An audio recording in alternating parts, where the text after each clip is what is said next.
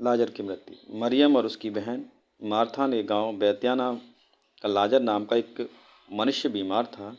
वह वही मरियम थी जिसने प्रभु पर इत्र डालकर उसके पांवों को अपने बालों से पोंछा था। इसी का भाई लाजर बीमार था, अतः उसकी बहनों ने उसे कहला भेजा, हे प्रभु, देख, जिससे तू प्रीति रखता है वह बीमार है। यह सुनकर यीशु ने कहा, यह बीमारी की मृत्यु नहीं है, परंतु परमेश्वर की महिमा के लिए है, उसके द्वारा परमेश्वर पुत्र की महिमा हो। यीशु मार्था उसकी बहन लाजर से प्रेम रखता था।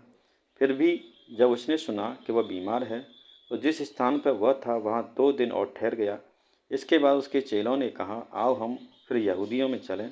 चेलों ने उससे कहा, हे रब्बी, अभी तो यहूदी तुझ पर पथराव करना चाहते थे, और क्या तू फिर भी वहीं जाता है? यीशु ने उत्तर दिया, क्या दिन के 12 घंटे नहीं होते? यदि कोई दिन में चले तो ठोकर नहीं खाता, क्योंकि इस जगत का उजाला देखता है, परंतु यदि कोई रात में चले तो ठोकर खाता है, क्योंकि उसमें प्रकाश नहीं। उसने ये बातें कहीं और इसके बाद उनसे कहने लगा, हमारा मित्र लाजर सो गया है, परंतु मैं उसे जगाने जाता हूँ। तब चेलों ने उससे कहा, हे प्रभु, यदि वह सो गया है तो स्वस्थ हो जाएगा। यीशु ने तो उसकी मृत्यु के विषय में कहा था, परंतु वे समझे कि उसे नींद से सो जाने के विषय में कहा है। तब यीशु ने उनसे साफ साफ कह दिया, लाजर मर गया है, और मैं तुम्हारे कारण आनंदित हूँ कि मैं वहाँ न था, इससे तुम विश्वास करो। परंतु अब आओ हम उसके पास चलें।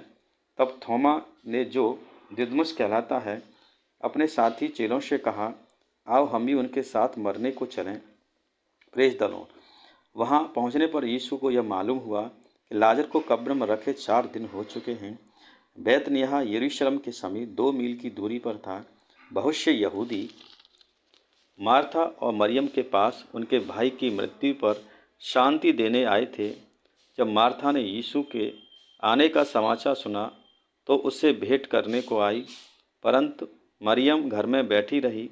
मार्था ने यीशु से कहा, हे प्रभु, यदि तू यहाँ होता तो मेरा भाई कदापि न मरता। और जब मैं जानती हूँ कि जो कुछ तू परमेश्वर से मांगेगा परमेश्वर तुझे देगा। यीशु ने कहा, तेरा भाई फिर जी उठेगा। मार्था ने उससे कहा, मैं जानती हूँ अंतिम दिन में पुनरुत्थान के समय जी उठेगा। यीशु ने कहा, पुनरुत्थान और जीवन मैं ही हूँ। जो कोई मुझ पर विश्वास करता है, यदि वह मर भी जाए तो भी जिएगा, और जो कोई जीवित है और मुझ पर विश्वास करता है वह अंतकाल तक न मरेगा। क्या तू इस बात पर विश्वास करती है? उसने कहा, हाँ हे प्रभु, मैं विश्वास करती हूँ कि परमेश्वर का पुत्र मसीह जो जगत में आने वाला था वह तू ही है।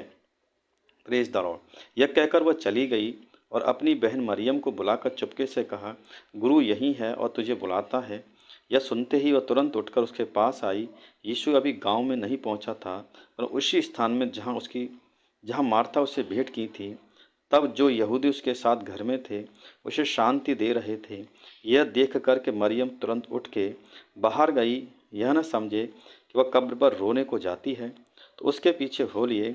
जब मरियम वहाँ पहुँची जहाँ यीशु था, तो उसे देखते ही उसके पाँव में गिर पड़ी, कहा, हे प्रभु, यदि तू यहाँ होता तो मेरा भाई न मरता।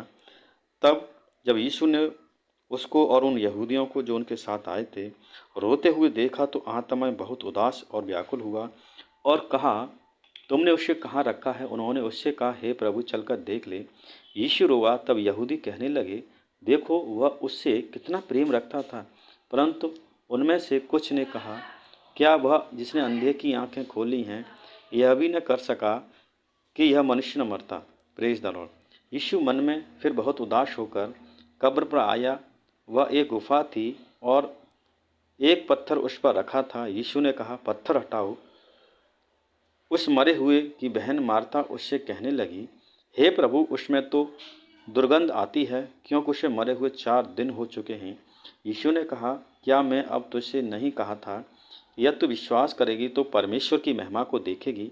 तब उन्होंने उस पत्थर को हटाया। यीशु ने आंखें उठाकर कहा, हे पिता, मैं तेरा धन्यवाद करता हूँ, तूने मेरी सुन ली है। मैं जानता था तू सदा मेरी सुनता है, परंतु जो भीड़ आसपास खड़ी है उनके कारण मैंने यह कहा, जिससे वे विश्वास करें कि तूने मुझे भेजा है।